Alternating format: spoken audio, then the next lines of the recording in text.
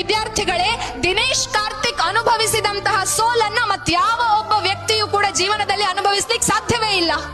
ಮದುವೆ ಆಗ್ತಾನೆ, ಮನೆಗೆ ಸ್ನೇಹಿತನನ್ನ ಕರ್ಕೊಂಡ್ ಬರ್ತಾನೆ, ಅವನ ಹೆಂಡತಿಯನ್ನ ಅದೇ ಸ್ನೇಹಿತ ಮದುವೆಯಾಗಿ ಕರ್ಕೊಂಡು ಹೋಗ್ತಾನೆ, ಒಬ್ಬಂಟಿಯಾಗಿ ನಿಲ್ತಾನೆ. ಸಮಾಜದ ಎದುರುಗಡೆಯಲ್ಲಿ ಸ್ನೇಹಿತನ ಜೊತೆಗೆ ಹೆಂಡತಿಯನ್ನ ಓಡಿ ಹೋದ ಅವನ ಗಂಡ ಅನ್ನುವಂತಹ ಒಂದು ಭಾವನೆಯನ್ನ ಆತ ಸಮಾಜದ ಮುಂದೆ ಹೇಳಿಕೊಳ್ಳಬೇಕಾದಂತಹ ಅನಿವಾರ್ಯ ಪರಿಸ್ಥಿತಿಗೆ ಬಂದು ತಲುಪ್ತಾನೆ.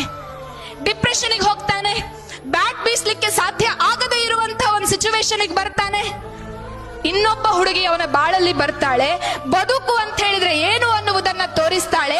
ಡಿಪ್ರೆಷನ್ ಅಲ್ಲಿ ಇದ್ದಂತಹ ಒಬ್ಬ ವ್ಯಕ್ತಿ ಭಾರತಕ್ಕಾಗಿ ಆಡ್ಲಿಕ್ಕೆ ನನ್ನಿಂದ ಇನ್ನು ಮುಂದೆ ಸಾಧ್ಯವೇ ಇಲ್ಲ ಅಂತ ಹೇಳಿಕೊಂಡು ಕೈ ಚಾಚಿದಂತಹ ಒಬ್ಬ ವ್ಯಕ್ತಿ ಇವತ್ತು ಇಡೀ ಭಾರತೀಯರ ಹುಡುಗಿಯರ ಪಾಲಿನ ಕ್ರಿಕೆಟ್ ಕಣ್ಮಣಿ ಆಗಿದ್ದಾನೆ ಅಂತ ಹೇಳಿದ್ರೆ ಅದಕ್ಕೆ ಕಾರಣ ತನ್ನ ಬದುಕಿನಲ್ಲಿ ಬಂದಂತಹ ಎಲ್ಲ ಸೋಲನ್ನ ಮೆಟ್ಟಿ ನಿಂತು ಸಕ್ಸಸ್ ನನಗೆ ಯಾವತ್ತೂ ಕೂಡ ಸಿಗತ್ತೆ ಅನ್ನುವಂತಹ ಆಲೋಚನೆ ಮಾಡಿದ್ರಿಂದ.